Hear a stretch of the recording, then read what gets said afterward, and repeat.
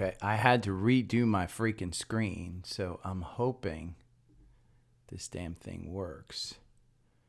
Let's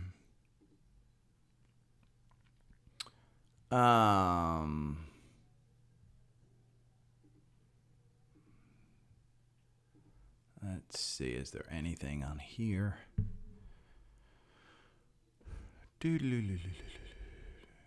Oh, let's see.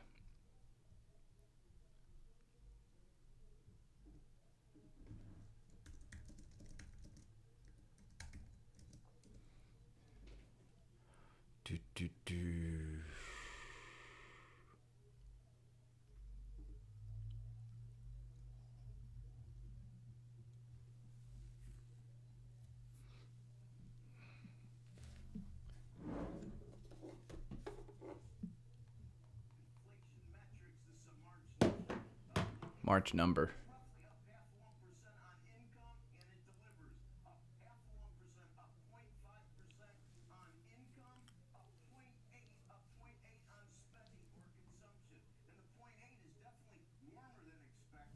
Let me go to YouTube and monetize this.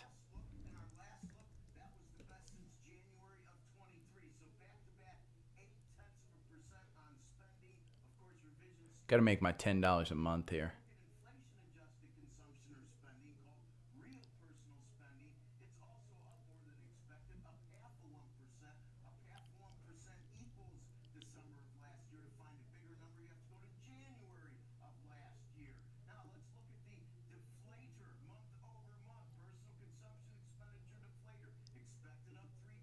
Hasn't moved.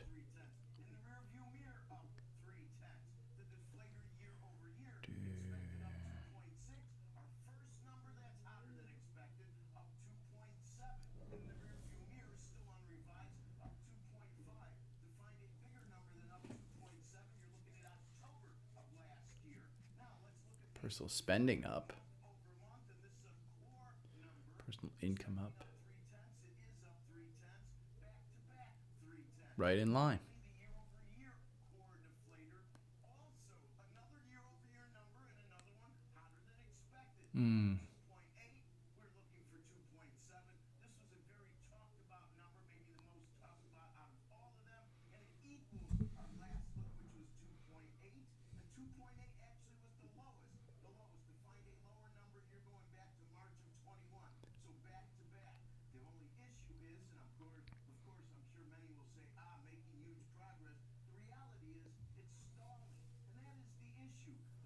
Yep. Inflation is stalling. I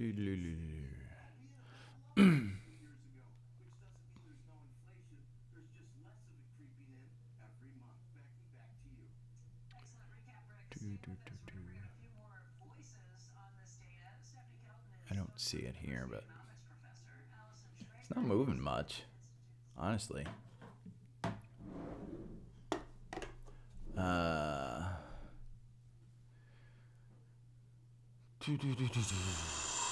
Big news, inflation not going down, but not going up. It's stalled, which means no rate cuts. There we go.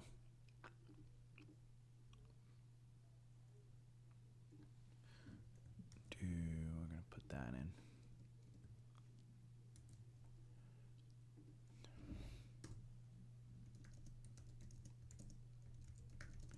Is sticky. Okay. Bum, bum, bum, bum. We're going to keep that one there. We'll go over here. We'll do some scans. I got a big freaking show.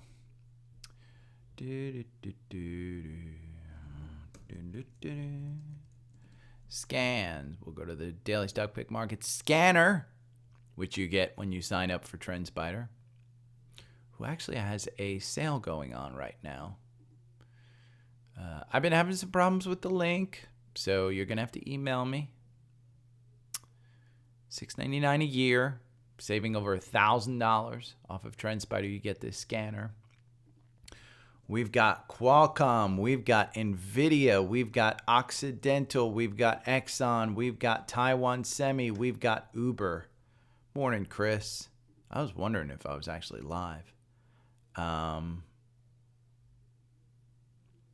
Wow. Nvidia, I'm going to buy more. I'm buying more now.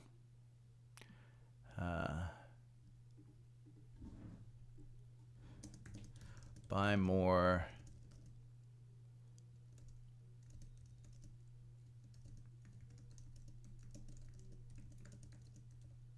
Enough.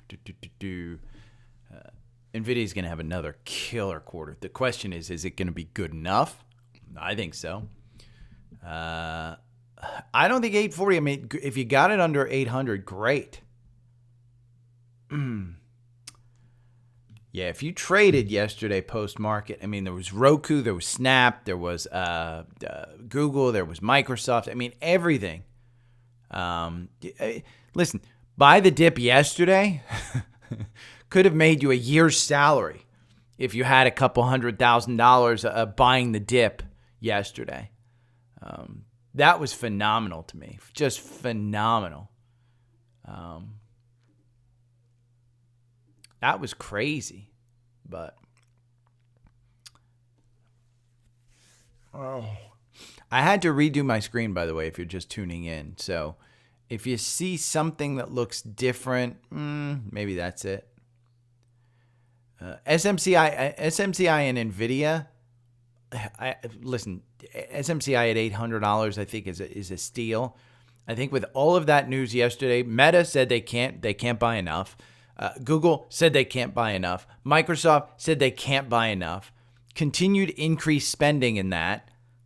Amazon most likely will say they can't buy enough. So AVGO. Intel was horrible. And TQQQ, great one. Those are nice trades. Except for Intel, yeah. But you can't, I mean, shit, what's that? 20% losing, 80% winning? In the stock market, anything over 50%, and sizing matters, but even anything over 50% is a great track record. So 80% is phenomenal. If I could win 80% of my blackjack games, I wouldn't be in the stock market. I would be in the at the casino.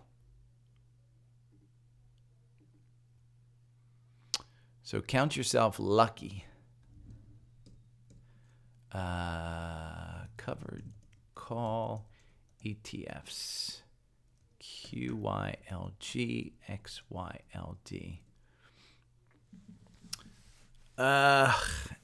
Meta, I haven't added more. Yeah, I still have to play with that, Mark. I still have to play with that. Ugh. I haven't played with it. Part of my issue with TrendSpider is once I get settled on something, they introduce something amazing, and then I've got to change crap. Yeah, I'm out, Chris. I've got to have 46. I haven't added to it. I'm out. I've got a 25 grand into it. So I went balls deep.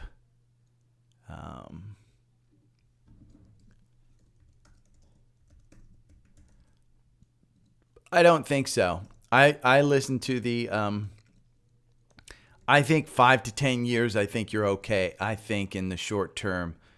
I just didn't like when they asked him, Gelsinger, about the next 6 months. He said our product line is strong and we're good. I mean, if I were in at 35, I'd feel a little bit more comfortable. I'm in at 46. I'm going to take that loss, chalk it up. I'm throwing it in the PayPal realm. I just don't. I want to get it behind me. It's in PayPal and Sedge. Just let's get it behind. Mag 7, USD, Mag X, Bulls, FNGU, TBT, NVIDIA. I think you could do NVDL, to be honest with you. It's a Friday. I mean, it's hard to say buy this stuff on a Friday, but I think you're setting yourselves up for a nice week next week. XLB. Yeah, I have it in my notes. Have I mentioned Dell? ARM, TCK, and Uber. I already have. Anything in my personal watch list? Let's see.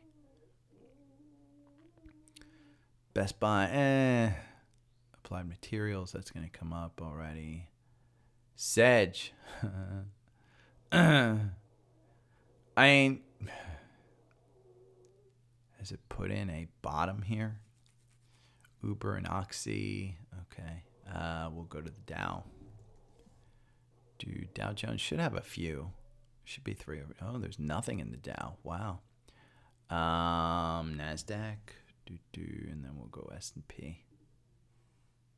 NASDAQ's going to have a bunch. FANG, Marvell, Qualcomm we have, Picar, LRCX, and AMAT.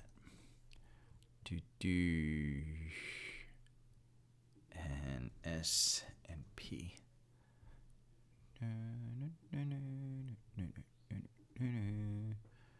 NVIDIA, ABGR, Emerson Electric. That might be a good one. Energy. LMT. That's it. Okay. We got our scans. Yeah, RCL. RCL is a great one. Palantir. No, I mean, T-Drift. Let me put it to you this way. How many shares are you buying? If you're buying 1,000 shares and you're putting $22,000 in, it's worth kind of waiting. $2,000. If you're buying 10 shares and it's $20, I wouldn't wait. I mean, it depends on the lot size that you're trying to do. Here's the algorithm. It got you in at 22. 22.05. You're at 22. You could have bought it at, let's see, it got to $20.66. I think it's using that 200-day T-Drift. I think you're fine. I mean, the valuation is what you have to worry about in Palantir. Not, oh God, look at this. I mean, 36. PLTR. It's the valuation here in Palantir. It's not anything else. If they have another great quarter, you're going to have, and they get added to the S&P. It's the valuation, and you look at this one. Now, Steve Kress's favorite thing, the PEG, forward 1.49. It's 20% below the sector median. So all of this other stuff shouldn't necessarily matter as long as they continue to grow. Now it's ranked 40 out of the other ones. SMCI, I think. No, Beamer Technology is up here. NICE, which I for paid subscribers, I went over NICE. That's number 16. DocuSign, which I own, is up here. AppLovin, which is a alpha pick, and one that I actually need to add to. So I think there's a lot more out there than Palantir. And I think you want to take a look at it because it's the valuation that kills it. And it really doesn't have that great of momentum right now. So there's my thought on Palantir. I didn't trust him either, but you know what, Chris? Here, and I'll bring this up. Let's go to this weekend's paid newsletter, and we'll scroll down here. And what'd your boy say? One that I used to own and no longer do, but might like to trade is Snap. There's a gap above it from the last earnings miss, but I still have friends whose kids use it exclusively. That's it. So,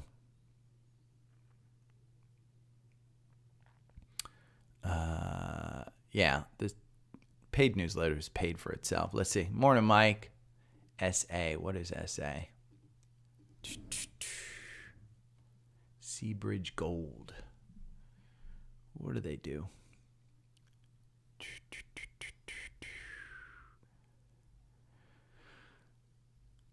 Acquisition, exploitation, gold properties in North America. It's a minor.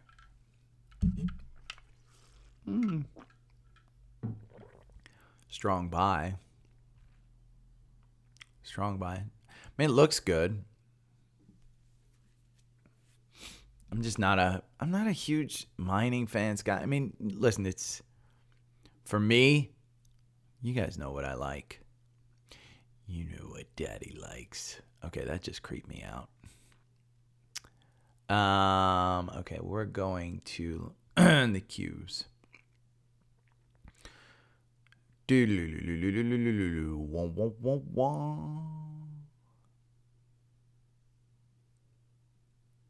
Huh. As long as it's not that guy, rich dad, poor dad dude, the Robert dude. That guy's just horrible.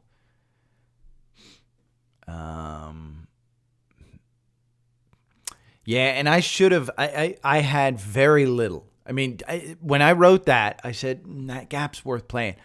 I think I bought 2 shares. I mean, it's not even worth mentioning that I bought it, and I didn't want to mention that I bought it, and that was the reason why. Hold on one second. I've got an email that. Okay, there we go. I got my Tesla.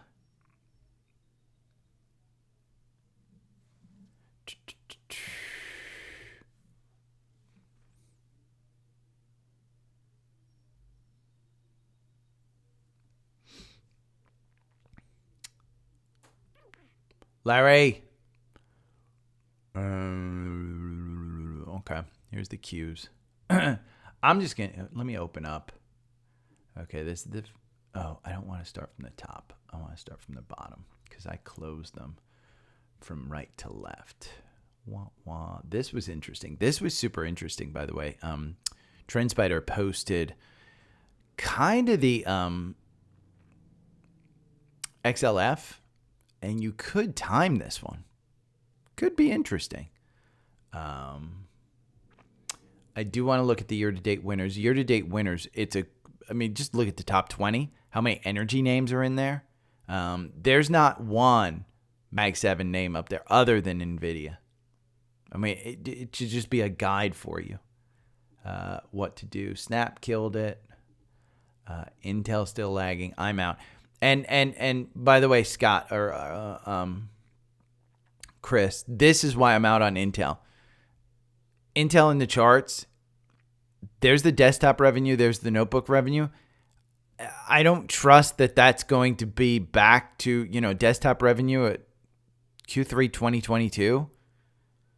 I don't think that we're getting back to Q1 2022 in notebook revenue. I don't like the charts that I've seen on Intel, and that's why I got out.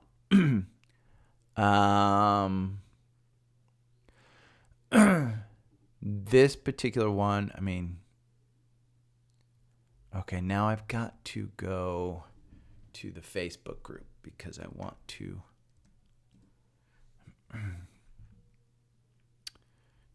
I posted in the private Facebook group.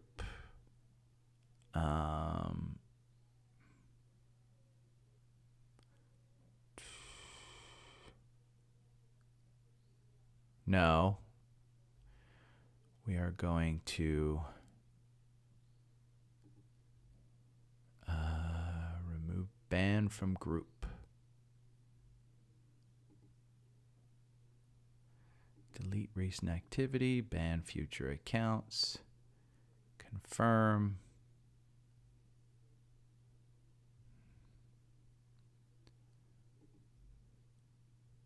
Close. Okay, Catherine was banned from the group. You don't do that shit in a private Facebook group. Douche. Catherine. Catherine officially on the douche list. We're going to post that. And then we're going to do biggest movers. And then we're going to do the market went crazy. These are the NASDAQ futures.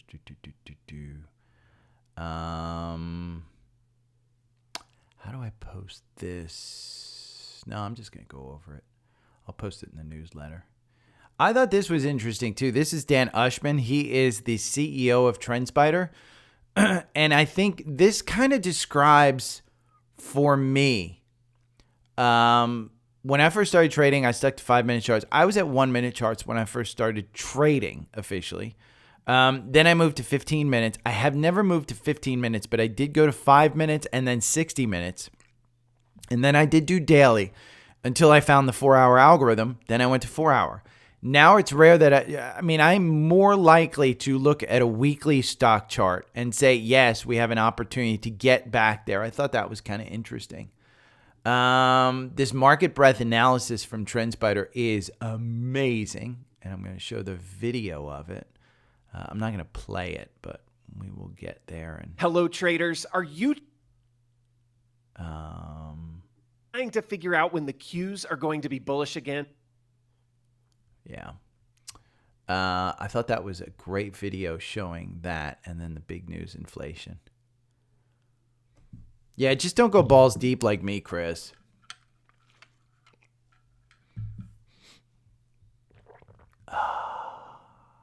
Okay.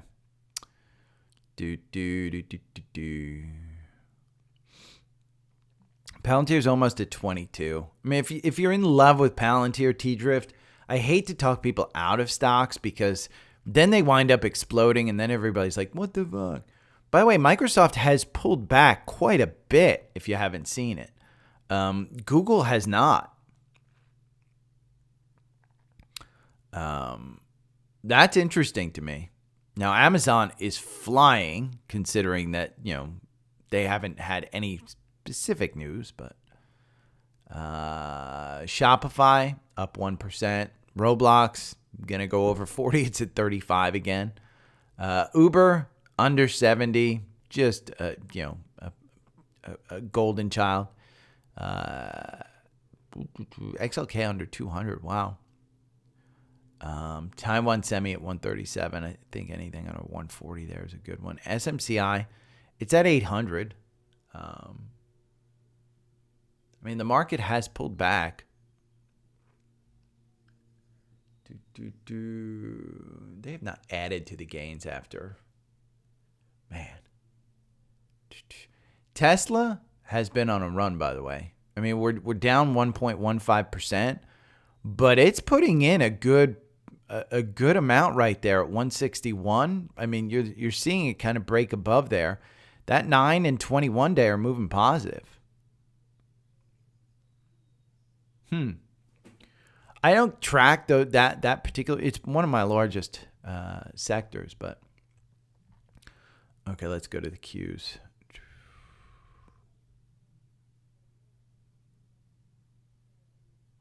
Scott.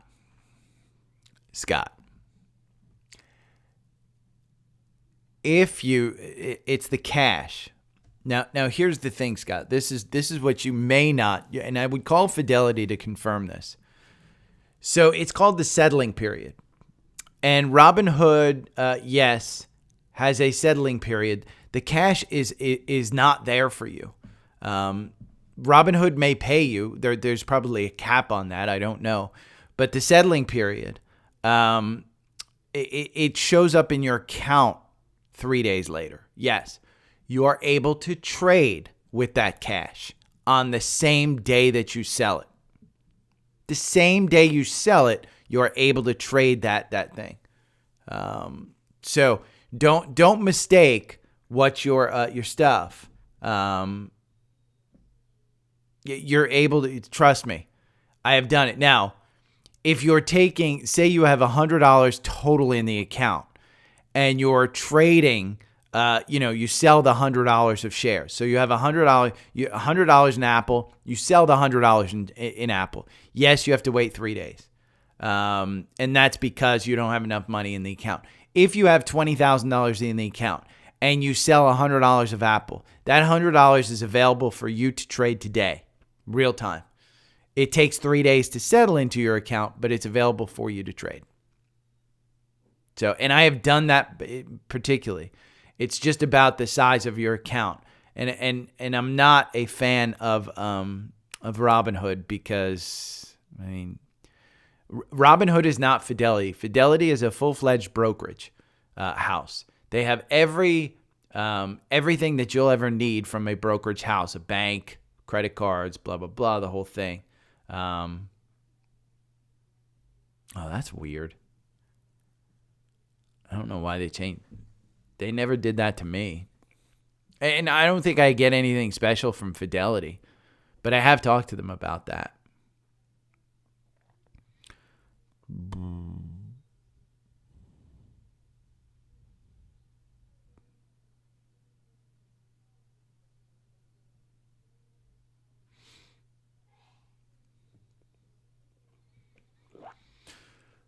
Yeah, I mean, I think it's just settlement, Scott. I mean, I think it's Robinhood playing tricks. It's the fireworks. It's the, hey, look over here. We're better. No, you're not. Same damn thing. At some point, I think it's in the next few years, settlement will go to same day.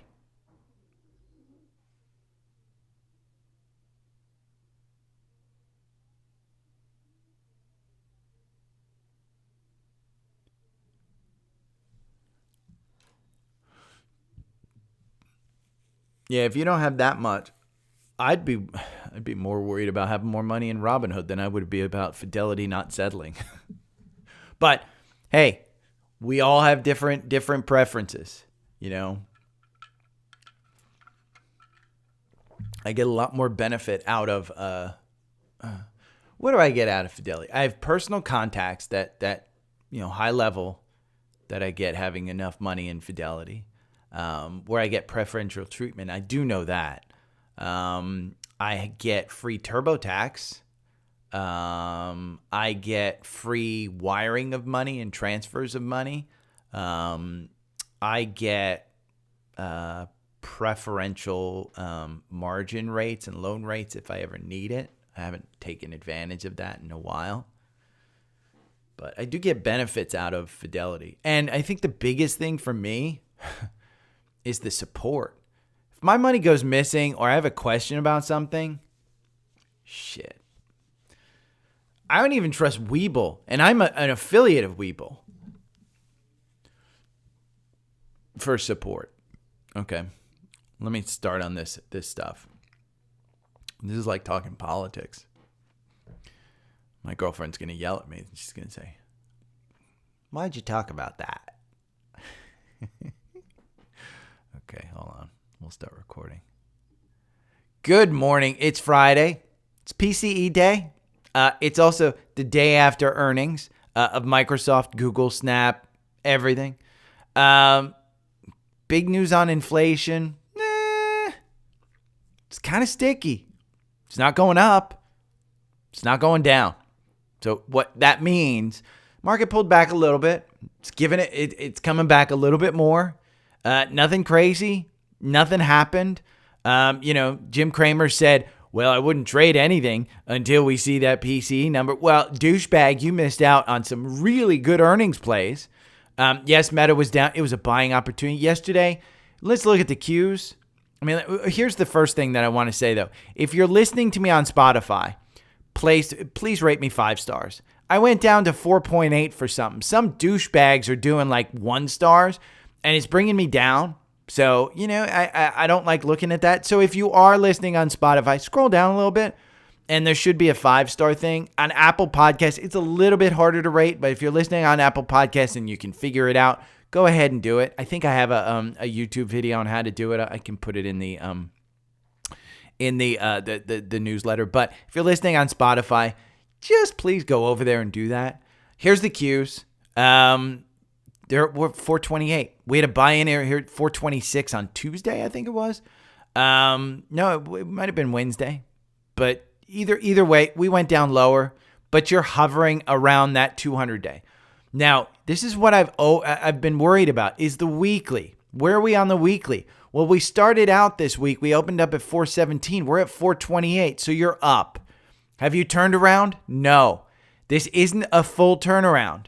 This is just a candle that hasn't even gotten to the highs of last week. The highs of last week are 442. You're at 424. So the highs of last week are 442. This does not constitute a turnaround. You still don't have confirmation over that 9-day on the weekly. Yes, I'm still concerned. Yes, this button hook looks like it's happening. Yes, we have broken further under.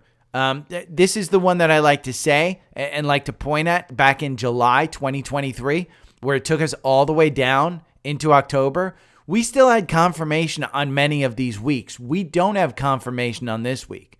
This could be the pullback that they said, but buy the dip. I've gone over it many times, and I'll say it again. Buy the dip means you add to things that you like here. Doesn't mean I'm going balls deep on everything. It means just go, start adding, because you don't want to wind up going balls deep and then having us go down to a support level like 410, 400. And even this big volume shelf right here at 369, you don't want to add and go balls deep there. Yes, I added a ton on Microsoft. Yes, I am benefiting from that.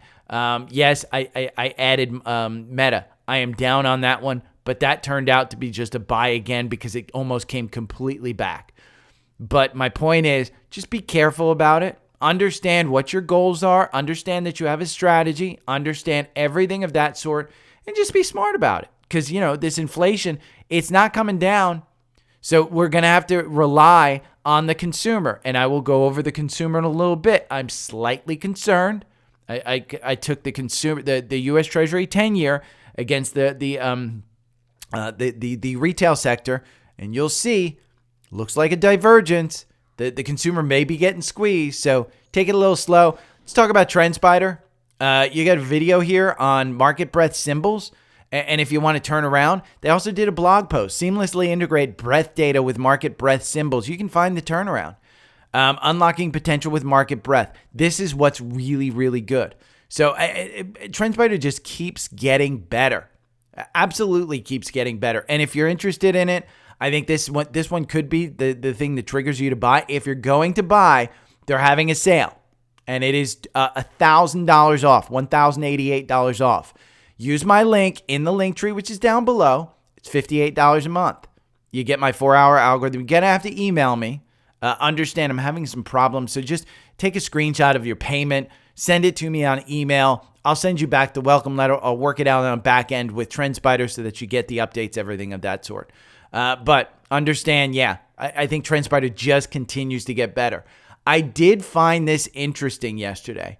Dan Ushman is the CEO of TrendSpider, and he does a great job of it's his real life, it's his personal account, doesn't view, he says, hey, these aren't the views of TrendSpider, but it is his personal stuff. And Dan's a little bit younger than I am, but I kind of went through the same journey, and I thought it was important to bring up. So Dan said when he first started trading, I stuck to the 5-minute charts. I stuck to 1-minute charts, and I could do it. Then I moved to 5-minute charts. He then moved to 15. Then to 60, then to daily for a long time. Now it's rare that he'll look at anything shorter than a weekly. The shorter the time frame, the more random the walk. I think that's a great observation. This market in particular, and again, I think there's somebody, Shep, I think, had commented on Spotify that he's sick of these market downturns. Well, the market is volatile. If you're looking at it on a daily basis, it's volatile. If you're looking at this on a weekly basis like this, you can kind of see the trends clearly. It's super, super clear where the trends are. And you can see these downturns. You can see the button hooks. You can see them pulling back. So the Bollinger Band cinching up for the next move. Look at these Bollinger Bands in October. It was clear we were going somewhere. Now, I didn't alert you on October 23rd. Oh my God, we've got to go all in. I alerted you on October 30th and the first week in November. I'd go all in. We have confirmation over this 9-day. This was a great move. I am warning you about this one. This may be the October 23rd, where again, next week we're up and we move to a higher realm. Right now, I'm a little bit concerned with some of the things that we're seeing. Inflation being sticky, no rate cuts, and the consumer may be feeling a little bit of pressure. I'm feeling a little bit sticky. So I'm just warning you, and I do think Dan has a great point, is that you need to look at different time frames. And as I get older, it's a lot harder for me to trade on those smaller time frames. NASDAQ futures lead S&P Dow on the Microsoft PCE data also arrives. A great article if you want to read it about everything. The biggest movers of the day: Google, Microsoft, Snap, and more. You can read all about those. Here is the stuff that I posted yesterday. I find it interesting. The U.S. Treasury rate has been increasing. On April 1st, it really had quite a divergence. And we can look at this particular photo is what I want to show. This is in Seeking Alpha. And if you have Seeking Alpha Premium, you can do this too, the U.S. 10-year Treasury. I did it from the beginning of the year. Look at what happened on April 1st, okay? The 10-year started rising. Look at what happened to the RTH, which is the retail sector. We started moving down. So I said, okay, what are some of the retail stocks that I own or that I recommend and I've looked at? Well, Ulta, down 22% since April 1st. ELF, down 7% since April 1st. That's the beauty category. Go to cars. CarMax, down 18% since April 1st. Walgreens, down 8% since April 1st. Tapestry, which, again, it's clothing. You could find some that went up, but I wanted to point out there's a lot of pressure on this retail sector, and that is the consumer spending. So it's an interesting look at these things, and I think it's important to take a look. Now, I also want to point out something that Seeking Alpha sent an email out this morning, and they said earnings season is in full force. Some of the biggest tech names posting results, including AlphaPix Meta platform, which has returned 44% to the AlphaPix portfolio. AlphaPix is fantastic. This is earnings season in high gear. You can read all about it. This is it. 11 AlphaPix stocks reported strong earnings in the last 48 hours. 11 of them. They'll highlight all of them in this article. Monthly AlphaPix identifies the two best of the best strong buy quant recommendations through rigorous quantitative analysis, and 5 out of the 36 AlphaPix have delivered returns over 100%. Since the inception of AlphaPix portfolio, total return has delivered an incredible 116% versus the S&P 33%. So I wanted to point this out because AlphaPix is on sale. You can get it. Go to the link tree and you'll see it here. AlphaPix, want to beat the S&P, right here. AlphaPix is on sale, $50 off, $449. You can see it right there. You get 2 data-driven stocks each month. I will give you the latest one that they sent out, which was the 15th of this month. It was GCT, Giga Cloud Technology. I personally bought this one. I know a lot of my listeners have AlphaPix. The $449, yes, it seems extreme for 2 picks. But the reality is this is for somebody who doesn't particularly want to do a ton of research. The $449, say you put $5,000 into just GCT. I think I put like 10 grand into GCT. I bought it down here. I like the analysis that I read. I'm up. I'm up. Let's see. Let's just say I bought it, I think, at 32. So 32, I think it was like 32.30, something like that. I'm up 13%. I put 5 grand. I put 10 grand into it. It's $1,000. I paid that $442 in just 10 days. So again, take a look at that. It does seem expensive. $449. All you get are articles like this, which is the analysis. And each month you get 2. They do tell you when to sell. And they can tell you also, here's the strategy that they suggest. There are 3 different strategies. How can new subscribers get started? You can buy 5 of the strong buys in AlphaPix. Royal Caribbean is one. We can go over Royal Caribbean. This one has been bucking the cruise industry, which has been kind of flat. Look at this one. Upward trajectory. 129 is where the algorithm got you in. But you want to, you could buy 5 of them. Buy the entire portfolio because you get access to the portfolio on day 1. Or just use it like I do as a idea generation tool. Read the analysis of each pick and choose which one suits your strategy. Giga Cloud, that fit my strategy. I liked it. So remember, AlphaPix, fantastic return, fantastic analysis. For those people who have subscribed, go and read that earnings stuff. It is a great newsletter. Now, in speaking of newsletters, what I want to point out is I want to go to this weekend's newsletter because last weekend, because had you subscribed to my paid newsletter, you would have gotten this little tidbit down here at the end. I didn't mention it. I didn't think it was worth mentioning. It was a risk, roll the dice kind of thing. But I posted this snap chart. And I said one that I used to own, no longer do. I think I bought 2 shares of this just because of this gap. It wasn't a big play. I didn't want to mention it. I was just rolling the dice. And the reason I rolled the dice was this line anyway. I still have friends' kids who are exclusively using Snap. And one of the things that the kids have told me is that when they get the Snap AI stuff, which has exclusive filters and stuff like that, their friends all get jealous. And their friends subscribe. Well, what's Snap doing? Snap is saying that they've got an increase, 18% revenue growth in the current quarter. Stock rockets 25% after hours. Right now, Snap is up. Let's see, it was up 2.69. It's at $14.20. Has it filled the gap? At $14.20, we have not filled the gap. Does the gap get filled? Maybe. I mean, this is one with the TikTok ban. I think this one may actually be better. No kid wants to go on Facebook. No kid wants to go on Instagram. That sucks. They want to be on Snapchat, and it turns out they're spending money. And so I think it's going to see some interesting stuff. Does it get back up here to 17? That's a pretty big valuation. And we can look at the quant.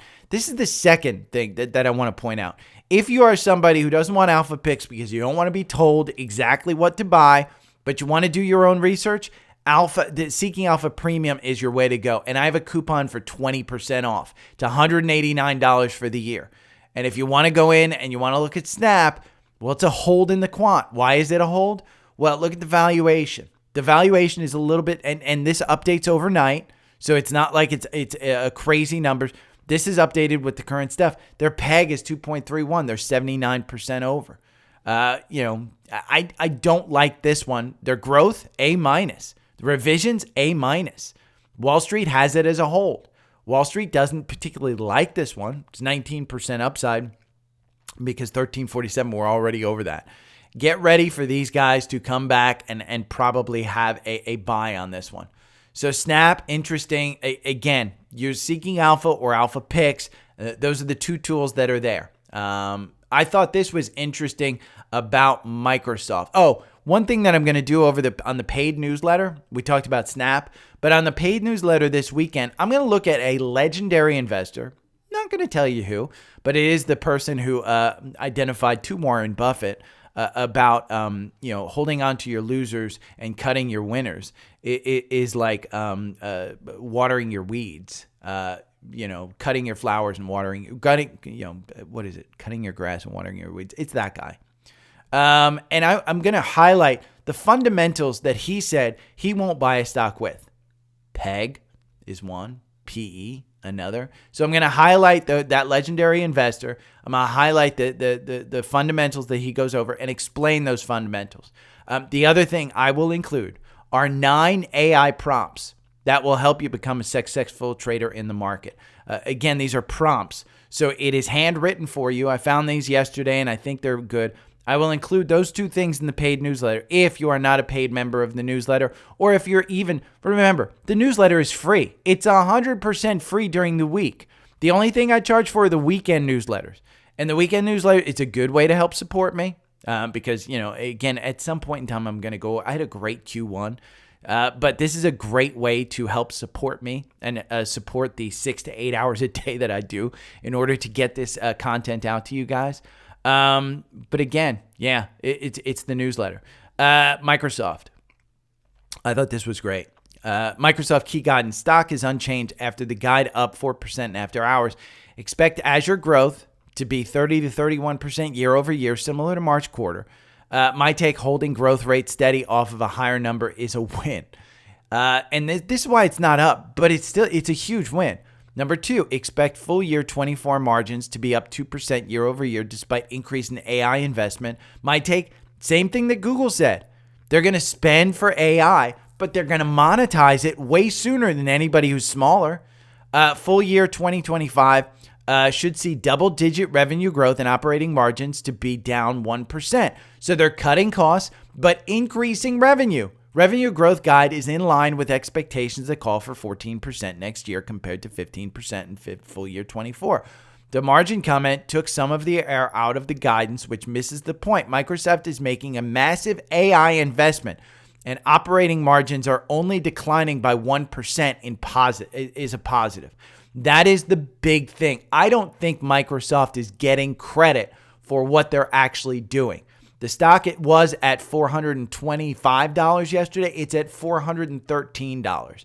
I still say if you can get this around $400, that quarter was so good, I think it's worth the $400. Honest to God, I think it's worth the $400. Yes, I put a ton of money into this. And yes, I think it's a good thing that they put out the earnings. Copilot is going to be huge. I think this continues on its trajectory up. Do we have a pullback here? We do. We have that little downturn. This week is down. You opened at 400. Yesterday, you closed at 399. Today, you're opening at 413. This is going to be a green candle. So by the end of the day, I expect this to be a green candle. I don't expect this to go down below 400 today. I just don't. And if it does, I think it's a buying opportunity. I think we've clearly got this upward trajectory. Now, they had high expectations. I think they met it. If you want to see what the expectations were, go over to Earnings Hub. And again, these are tools that you should be bookmarking and looking at. Earnings Hub has the Microsoft earnings. Look at this. Expected $2.82, reported $2.94, a 4% beat.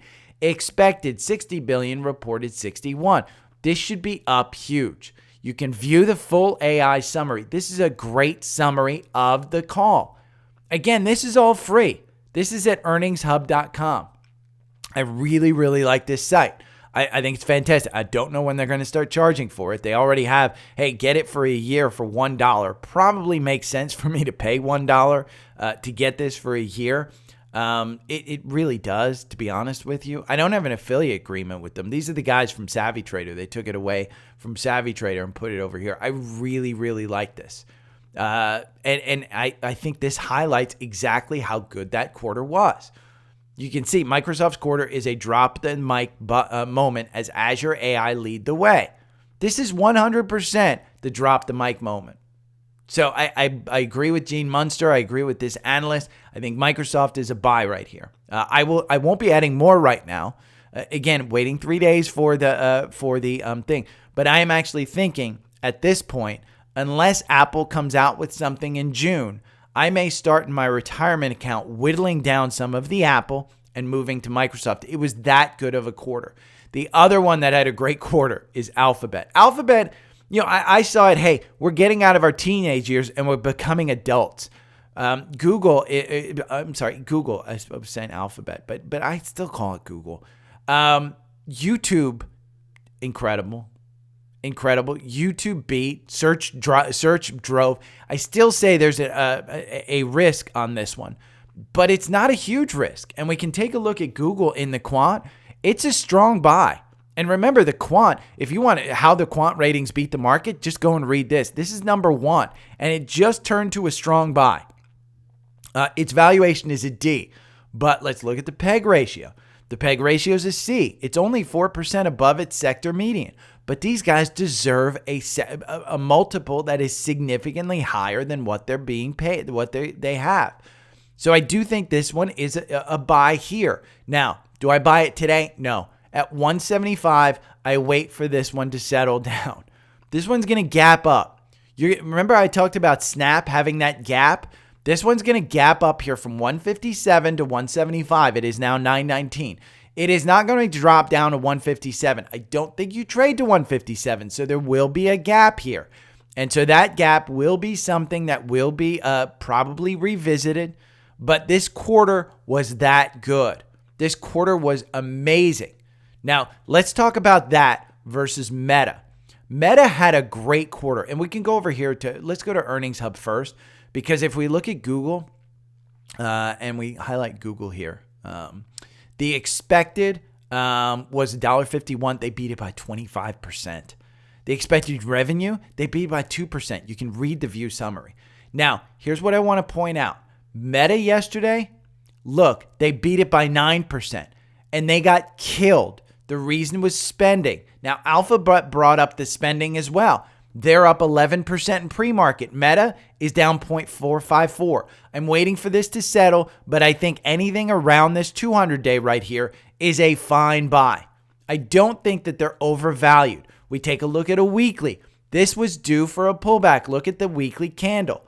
The weekly candle just got down there. If you want to look for the extreme kind of support, it's 389.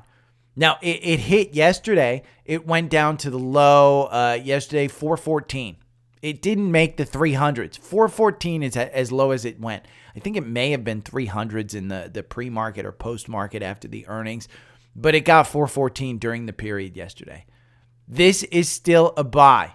This is still, with the TikTok ban going on, with them spending, I don't think Zuckerberg's, it's different than, they got dinged because Zuckerberg's spending. And Zuckerberg spends $10 billion on the metaverse where 30 people went. You would have been better off handing people $10 billion and just saying, here you go. And then you would have gotten lifelong customers.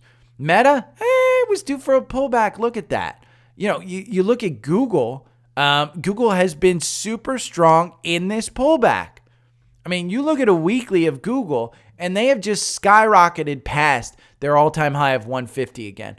Look at the weakness that we saw at the end of March, and then Google has just been perfectly happy going up. Perfectly happy going up. And the reason is YouTube. The reason is search.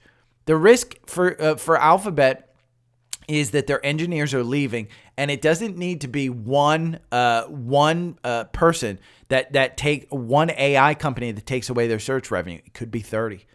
Could be 30 of them. So you do have some risk in that market, but I do think this one, again, is a drop the mic moment. I think it's going to be fine. Now let's talk about earnings. Microsoft beat, Google beat, Roku. Roku killed it. And I'm not a big fan of Roku. I think it's overvalued. I think the platform sucks. It's down 3.171%. This was up. I think it was up almost 10% in pre-market yesterday when they announced. I just, you take a look at this, and we'll go and we'll look at Roku here. There we go. There's Roku. They beat. They're down. They beat by 42%. 42%. Now, they lost 35 cents. This is higher for longer. This is the problem. This is 100% the problem. They're still losing money. And they don't have a pathway to actually make money. So, again, Roku, it's higher for longer. Now, one that I do own, and I know a lot of you own, many of you may have followed me in there because I bought $25,000 worth of this, 46 the last earnings. It's Intel. I'm throwing Intel with the PayPal. I'm getting out. I think I've lost like 20, 30% on this one of the $25,000. So I'm just getting out. It just needs to be lost. And the reason is these charts. Now, if I bought Intel at $35, I'd probably be a little bit happier and less antsy at 32. It's trading at $32 right now. I'm going to get rid of that position. I'm going to move this to a winner like AMD, like NVIDIA, like SMCI. I'm just moving to a winner. It has it's done nothing but lose me money. Revenue growth year over year, down 14%. If we go to Earnings Hub and we look at Intel, here we go. Intel, what'd they do? They beat by 28%. Great. But they missed their revenue. And what are they expecting? Again, look at these charts. It just doesn't look good. Versus an NVIDIA, versus an SMCI. Look at those charts. So I just want to get out of this one. I just don't think that it's worth it. In my mind, it's just, it's nothing big. Now, if we go over to Earnings Hub and we look at Exxon and Chevron, they both beat. They had mixed results, though. This one, earnings per share on Exxon, they met on earnings per share. maybe, the whisper number was a little bit higher, so they maybe missed. Revenue killed it. Revenue absolutely killed it. Now, if we look at Chevron, I think Chevron may be the better buy. They beat by 9%, and they beat revenue by 2.93. I think Chevron, if we go over here and I'll look at Exxon first. We'll look at Exxon and as far as the quant goes. It's a hold. It's a buy on Wall Street, but it's a hold. Both of these, by the way, were hurt by lower natural gas prices. And that's one of their main problems is lower natural gas prices. It's not oil. Both of them have said, hey, there's nothing but upside with oil. Even if the Middle East conflict expands, there's nothing but upside. Now, what I want to point out is Chevron is trailing Exxon by quite a bit here. Look at that over a 3-year period. This is why I think Chevron might be the better buy. And if we go and we look at, if we look at the peers of Exxon and we just kind of, here's Chevron. Okay, so it's got Chevron right there. It's got Shell. If you look at the Wall Street analysts, about the same amount, copy it. You look at the total. Just look at total return, because they include dividends and they're big dividend givers. You look over 1 year, Exxon's up 6%, Chevron up 1%. You look over 3 years, you can take a look at these others as well. I mean, look at Exxon up 144%, Chevron up 83% over 3 years. You can look at Total Energies up 82%. They're by far the leaders in these. Same analyst recommendation, same thing. Exxon is ranked 54 in the quant, Chevron 64. I would argue that Chevron probably has the bigger opportunity to grow. We look at some of the dividends, some of the dividend grades. We look at these full year. Look at the PE, 12, 11, 12 versus 11. I think Chevron has a better opportunity. You look at the gap, the forward gap, 13 versus 12. You look at the PEG ratio, the PEG right here. It's 2.3 versus 2.91. Again, I think the growth, you can look, revenue growth year over year, down 15%, down 17%. But both of them, the other point that I want to make is when we look at the year-to-date returns and you look at the S&P the top returns, look, Constellation Energy, it's energy. NRG Energy, it's energy. Marathon Petroleum, it's energy. Diamondback Energy, it's energy. So of the top 10, 1, 2, 3, is Targa Energy? I think it might be Targa. Let me see. TRGP. I don't even know Targa. I probably should since it's one of the big ones. Yeah, it's oil and gas. So you look at these year-to-date returns. 1, 2, 3, 4, 5 of the top 10 returners are in the energy space. If you don't think energy is driving this market, and that's with lower natural gas prices, again, you take a look at this list.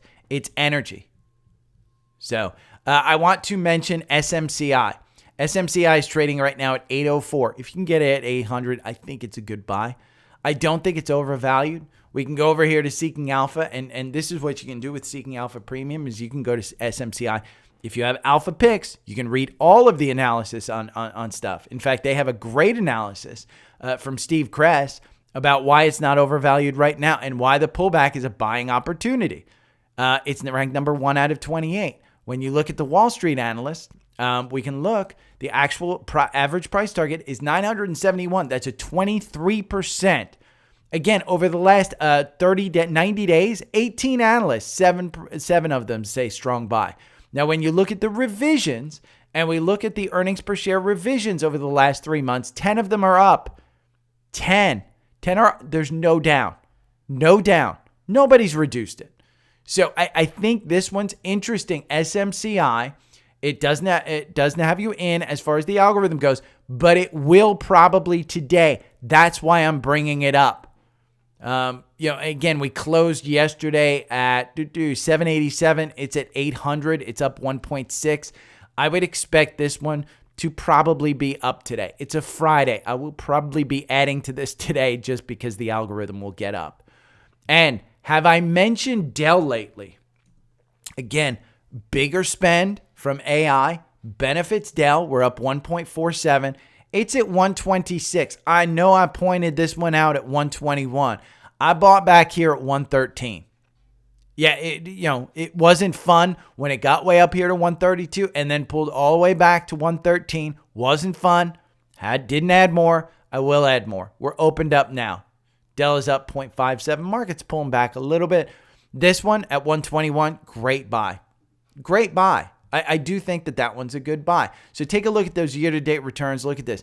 This was interesting. Since October 22, every time the percentage of stocks in the financial sector above their 50 SMA fell below the SMA, it has been a reliable risk on for XLF. Set real-time alerts. This is one of the benefits of TrendSpider. You can set those real-time alerts. So you don't have to sit there and look at charts all day. That's XLF. Let's go and look in the algorithm. Where does XLF fit in the algorithm as far as the chart goes? Well, at XLF, we've had a nice little pullback here, looks like. XLF had you in at $40.60. You're trading at $40.75. So now if you look at a weekly of this one, again, it's very similar to the last few charts that we looked at a weekly. It's got that nice little pullback, but it's got confirmation over the 9-day. This could be setting up for a nice little move. I said it before when we were here. This $35 was a great opportunity to get in. And look at how far it's come. So XLF, interesting. Use your tools. Shep, it feels like the rug is being pulled out from under AI. It's super annoying how short-sighted the market can be. Holding my SMCI and NVIDIA for a longer period, but this white knuckle shit is... No. Shep, you may just be impatient, okay? What I want to point out to you is, and it goes back to Dan Ushman, look at the weekly. Go and look at the weekly charts of these stocks. They are still fairly good. Yes, we should have pullbacks. What I want to point out to you is Apple. Okay, Apple is one that I've held for a very long time. There are many times that you could have traded out of Apple. And yes, it doesn't feel good that it's down year to date. I still think this is one of the leading companies. 60% of my portfolio is in Apple. I think it's like down to 50 with the pullback. But again, it's Apple. I had plenty of time to pull back. This isn't a rug pull. This is simply the market being the market. Do you want to buy Apple? I think it's a good opportunity to get into Apple. I bought more, I told you, about 3 weeks ago at 171, a bunch more at 176 for my parents' portfolio. Patience. Shep, it's not about, hey, oh my God, SMCI is down today. I should have sold yesterday. You've got to identify what your goals are. If your goals are long-term, it's patience. It's not rug pulls. It's nothing of that sort. If you're in GameStop, yeah, it's a rug pull. If you're in DJT, yeah, it's a rug pull. But with stocks like SMCI that have good companies, with good earnings, with good products and good management, it's not a rug pull. It's simply the market saying, hey, I want to take some profits. And it's the big money, but I wouldn't call it a rug pull. It's just, it's people being solidly fundamental about where they're putting their money. But it's all about patience. AJ Burrows wants me to look at DraftKings.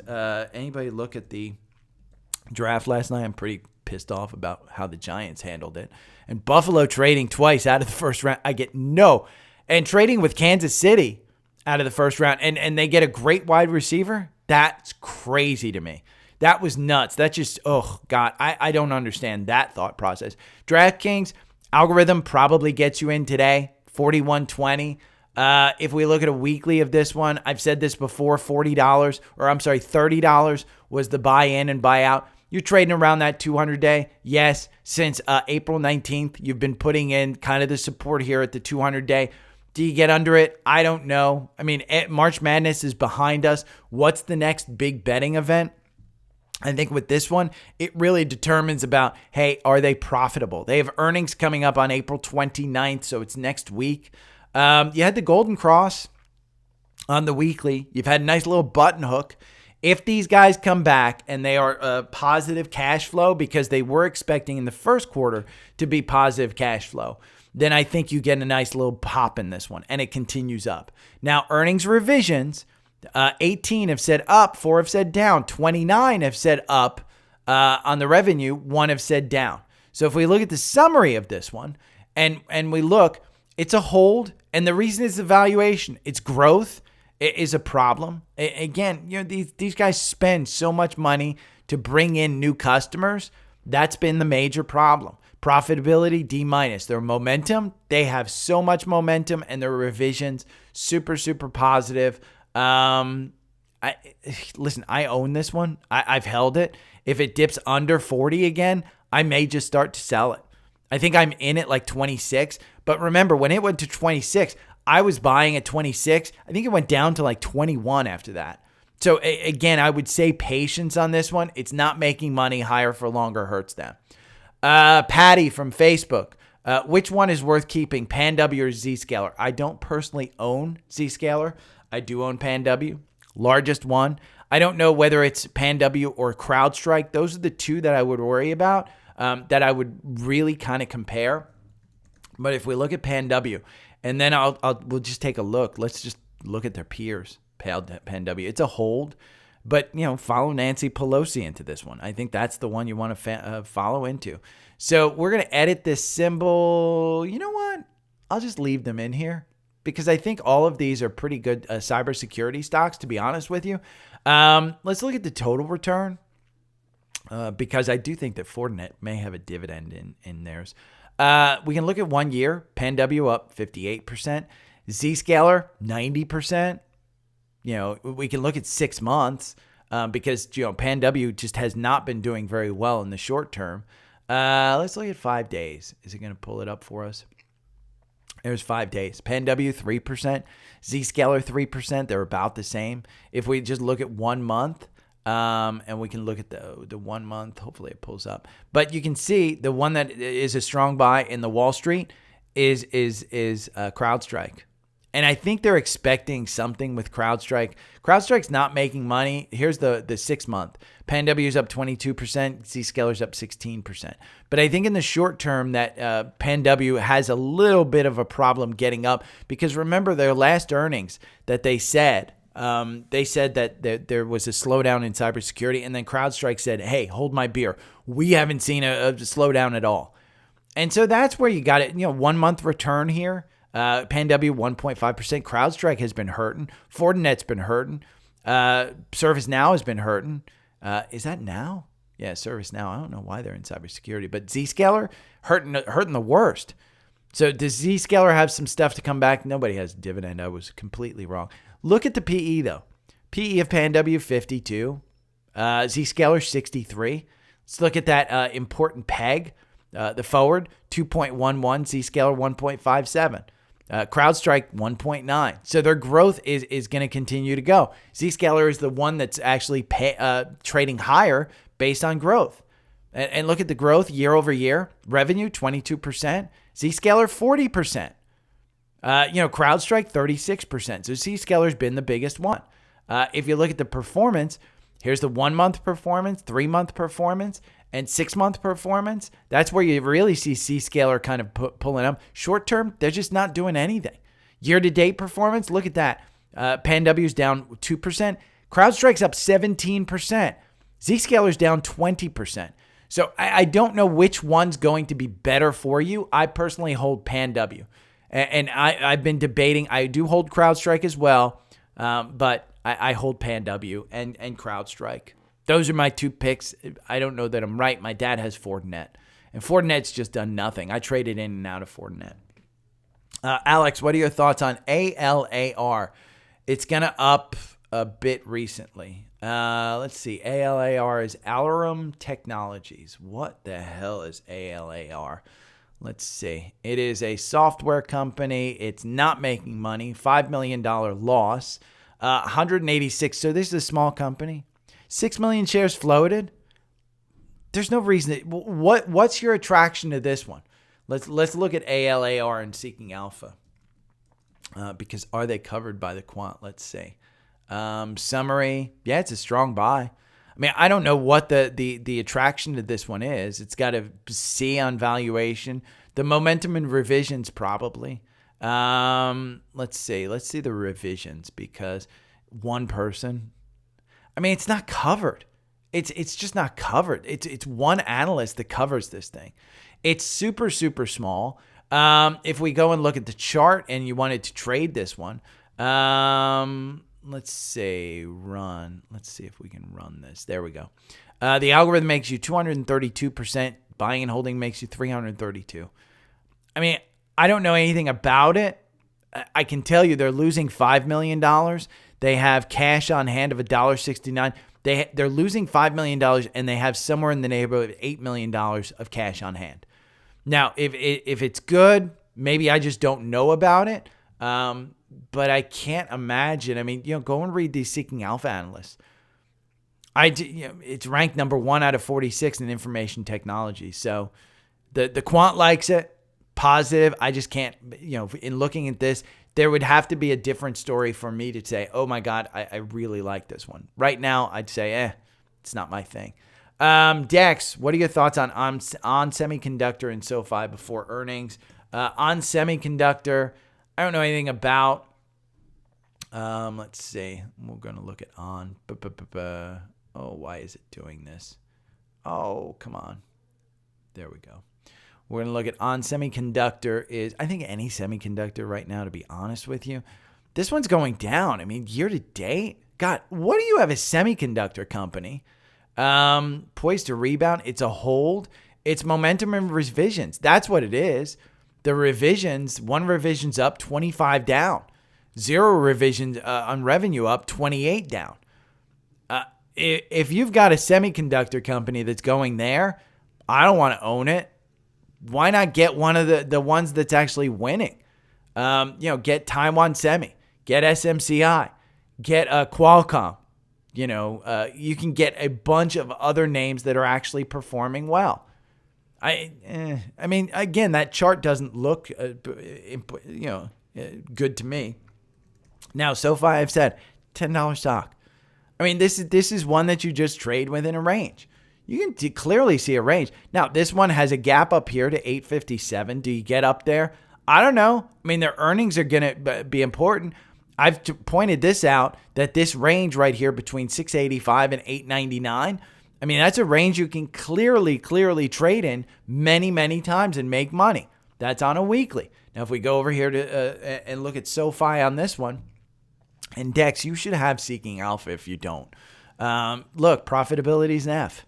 I mean, that's it. It's just on the financials. So when do these guys actually start turning a profit? It's expensive.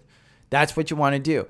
Aristotle from Aristotle 3 from Spotify. Gary, when you mentioned you got 6 figures in Microsoft the other day, I did some research and got 44K of Microsoft at 400. Great earnings today. Cheers, Jeremy from SoCal. Jeremy, that's nice. I should have a nice tip coming from there. If you want to just say thank you right here.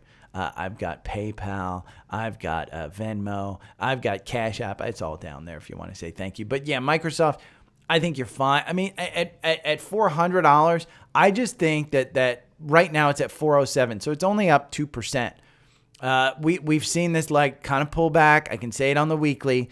My thought is that your name Aristotle on Spotify makes me think you're smart for listening to me. Share my expertise with the world, Aristotle, please. Please share that. But yeah, look, weekly.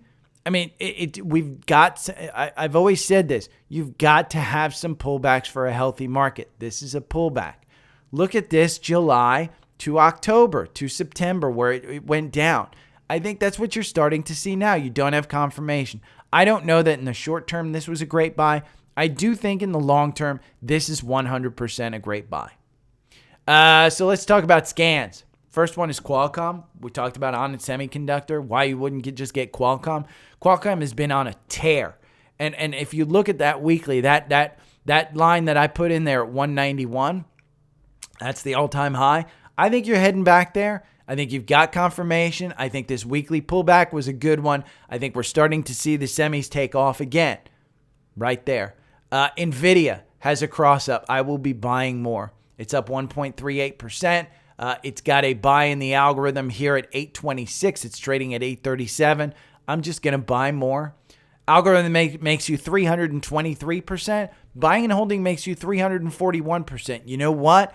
I'm okay giving up 20% with the 20 positions that I trade over 24 months. It provides me safety, so I'm not in that big downturn. I am okay adding to this one.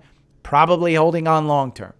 Occidental Petroleum, we had a cross up here on Exxon, Taiwan Semi, Uber, DocuSign, Broadcom, XLB, all of those. What I really want to point out is the levered ETFs, because the levered ETFs are telling us, remember, we got in TQQQ. There was a cross up there. I think we're still in that one. We'll take a look. Mag S. This is the Magnificent 7. Got you in here at 36.39. You're trading at 38.45 on a Friday. Sell it. Got you in. There's another MACD cross up. I think you're going higher. I think you take the profits on a Friday. I think you buy back in on Monday. Mag S. You don't want to take that chance. USD. This is the this is the ProShares Ultra semiconductor, so it's triple levered on the semiconductors. 83.60. You're trading at $85 right now. I think you've got an upturn in this one. I think that if you're looking, you don't want to buy NVIDIA outright. You don't want to buy Qualcomm outright.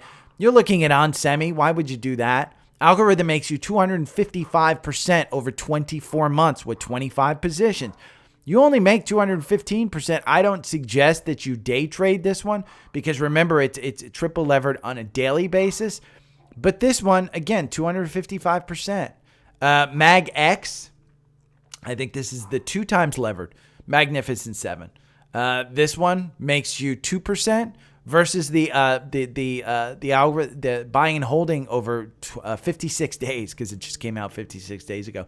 You're down 6%. So again, 24.29. Remember, it's levered on a daily basis. That one's an interesting one. If you did want to bet on NVIDIA and the algorithm being in the right place, NVDL has an entry here at 33.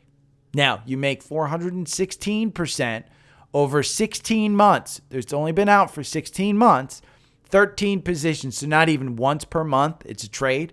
You win 33% of the time, but your average win is 17%. That's when NVIDIA goes for a run. It typically runs for a good time. 33.54. Again, you make 416%. Buying and holding makes you 661%. But I'd give up that 200% just because past performance doesn't indicate future performance. And there's a safety factor there. So if you have any questions, you can hit me up. Here's the link tree, linktr.ee. Everything's here. If you want to sign up for TrendSpider and save over $1,000, you saw my 4-hour algorithm. You saw the charts. It's all there. It's all there for you. You get all of this when you sign up. You sign up, go to this plan. You sign up for either the yearly or the monthly, either one. And you can try out the monthly for $149. If you don't like it, you don't have to keep it. I signed up for the yearly because, again, it's $699. You're saving $1,000 off the yearly subscription. That savings is phenomenal.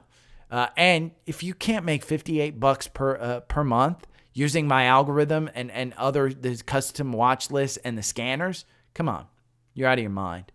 If you want that one. Now, if you're just doing research on the fundamentals, then Seeking Alpha Premium is your thing. And I've got a coupon for $50 off, $189 for the year. You can see everything that you get. Just go and click on it in the link tree. You get a free 7-day trial. Now, one you don't get a free 7-day trial on is Alpha Picks. We went over.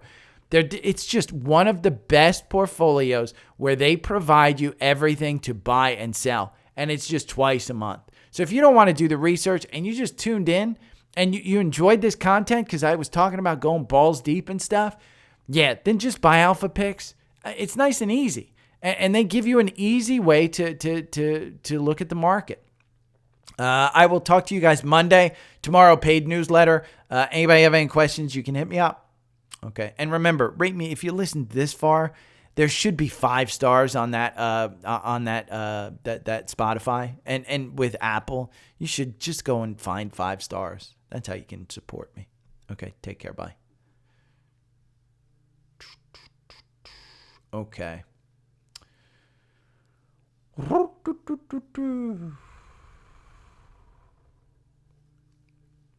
Interactive Brokers is good too.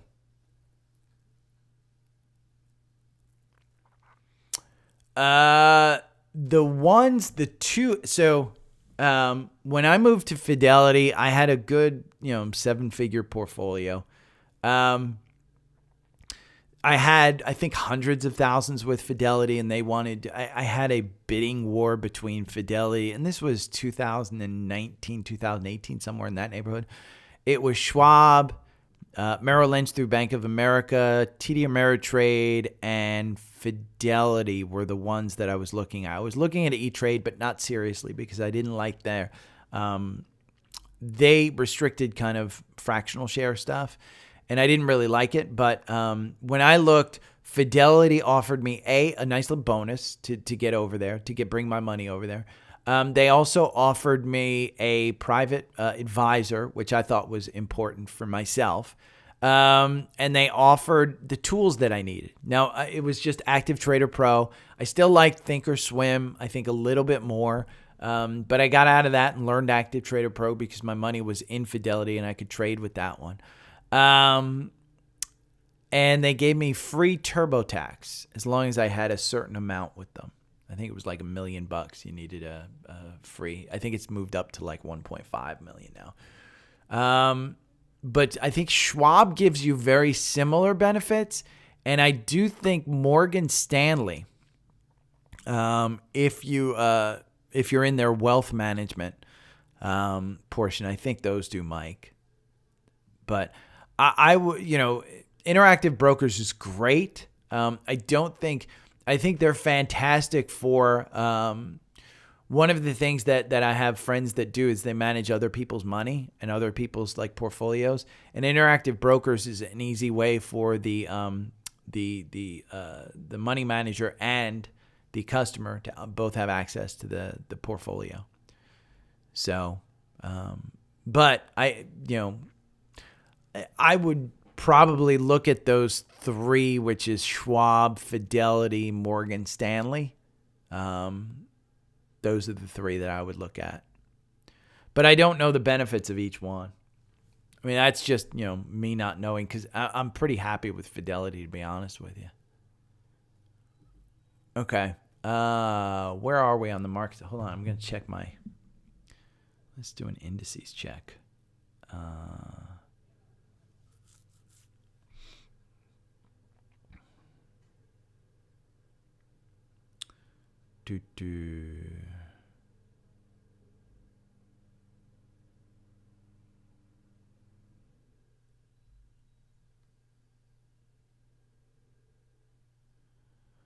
Oh, God.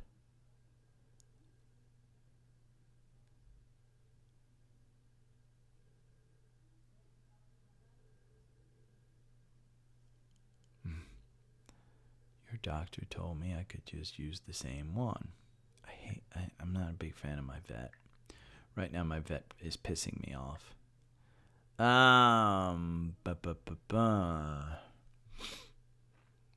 Let's see. Let's go to Fidelity and look. Fidelity. Ooh. Yeah, I've heard good things. I just don't know enough about their brokerage firm. Okay, I am up 1.36%. The market is up. The Qs are up 1.6. It's got to be Apple that's holding me back. Let's see, all positions. Let's look at Apple. Yep, Apple's only up 0.13. So that's holding me back. My biggest winner is AVGO. Nope, Google's my biggest winner by far. Pinterest, big winner. SMCI, big winner. Snowflake, big winner. Yeah. Uber's down. Ulta's down. God, why did I let that profit slip away from Ulta? Bad management. It's because I just have too many freaking... I have to trim this down. I do. But I like the stocks that I have. That's the problem. So...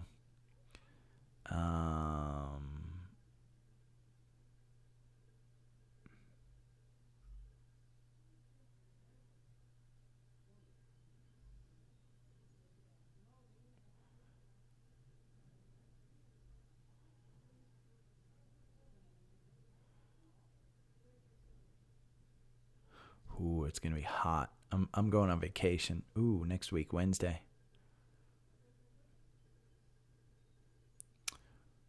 It's going to be hot and cold.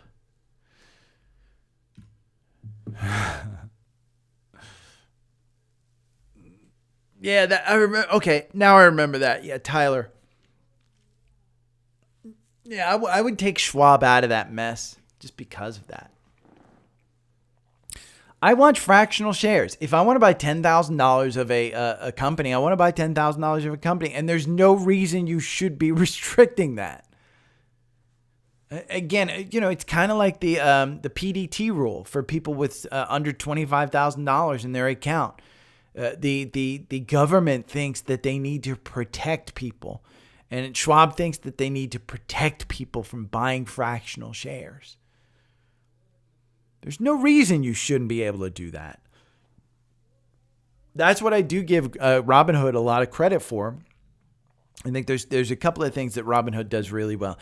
They've enacted 24-hour trading for about 10 or 15 stocks, I think now, where you can trade them for 24 hours a day, 7 days a week. And how they do that is they actually buy the shares and they hold the shares so that the market can continue to trade after hours. And so it's privately priced. And so that's part of the issue that you can have with privately priced stuff.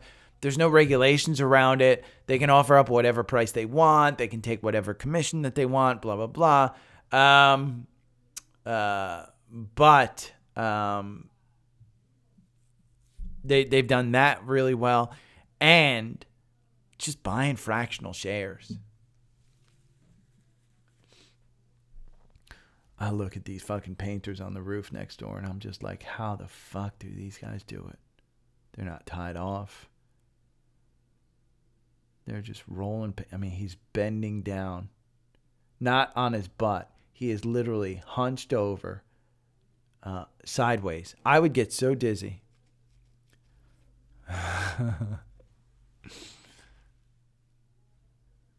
Oh, Chris. Hey, we all have our superstitions. So, I don't do it like that. I do. Fidelity has a nice calculator where you can put in the dollar amount that you want, and it divides so it tells you kind of the number of shares that you could buy. And typically what I do is I will, if I don't want to, I'll use that to try and figure out, okay, what position size do I really want? And then I'll sometimes do a full thing or just a limit order on the dollar amount. Okay, I'm out of here.